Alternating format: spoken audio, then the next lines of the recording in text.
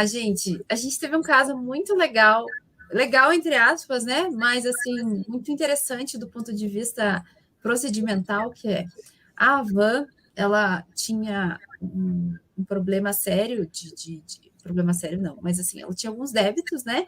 De compensação mensal que ela deixou de pagar o imposto e ela compensou. Ou seja, ela apurava o lucro real por estimativa mensal ou balancete de suspensão ou redução, e deixou de fazer o pagamento mensal daquele valor, compensando com outros tributos, que provavelmente foram créditos ou outras coisas que apareceram ali.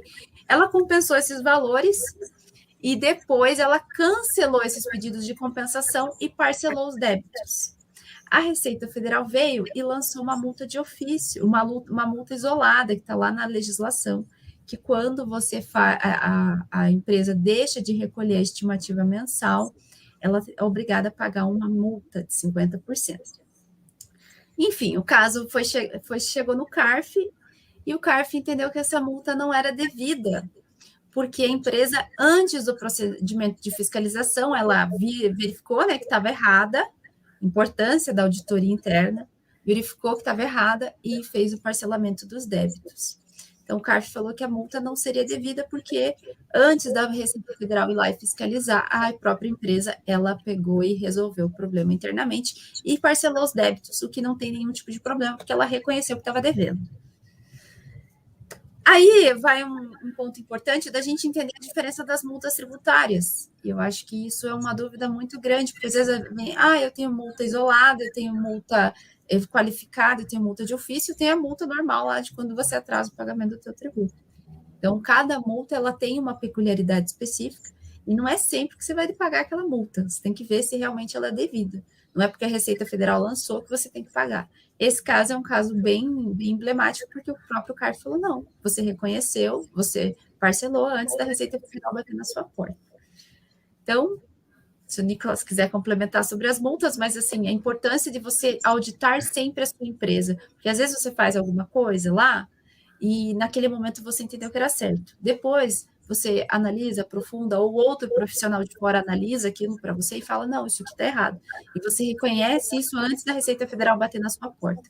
Empresas que estão crescendo cada vez mais estão fazendo isso para que elas economizem, não pagando tributo maior ou multa, e também para que deixe tudo certinho, para quando a Receita Federal chegar e você demonstrar, não, eu fiz tudo conforme a legislação.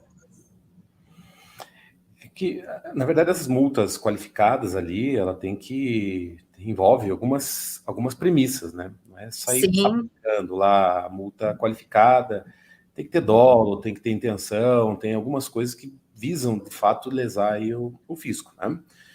Mas algumas manobras, e eu coloco entre aspas manobras legais, né, elas não podem resultar nesse tipo de multa qualificada. O que me parece que aconteceu, não sei, né? Confesso que não olhei na minúcia, mas se uma empresa, a Bruna falava de estimativa mensal, quando está no lucro real, você tem duas opções.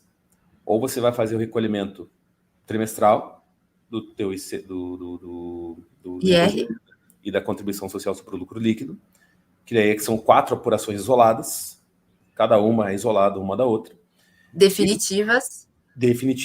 Então, se você, por exemplo, no primeiro trimestre pagou imposto e nos outros você teve prejuízo e quiser compensar lá no primeiro, não dá.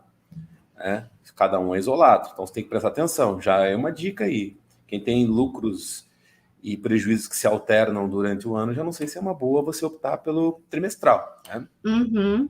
Já é uma análise que você tem que fazer. Rasa, no primeiro momento, que tem outras variáveis, mas é um elemento. Se você, então, não vai para o trimestral, você vai para o anual com estimativas mensais. Então, o que é isso? Não é que você vai... Se você olhar a legislação, falar o imposto ele é apurado só em 31/12. Então, tem gente que fala assim, é só em 31/12, então eu só vou pagar o imposto, o IR lá em 31/12. Não, você tem que fazer antecipações, estimativas, que podem ser o próprio lucro real que você vai apurando todo mês, que ele vai se acumulando, que ele vai no teu balancete ali, né? 1º de janeiro até 31/12.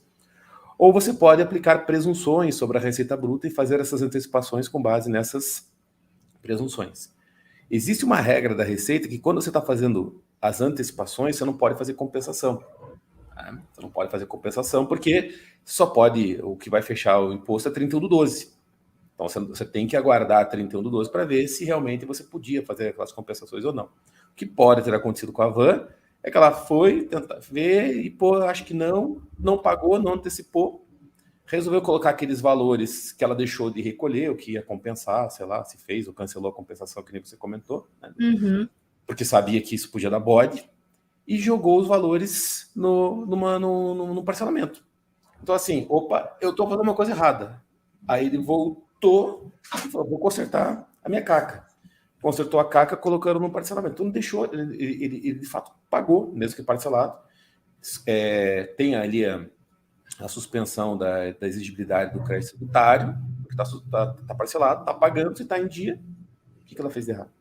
É uma manobra inteligente, até não é de amador. Exatamente. Ela não deixou de recolher, ela só parcelou o débito. Sim. Então, nesse caso, a multa isolada não foi aplicada. Importante saber a diferença das multas. Exatamente. Muito importante, principalmente para quem está no dia a dia. Próximo? Vamos lá.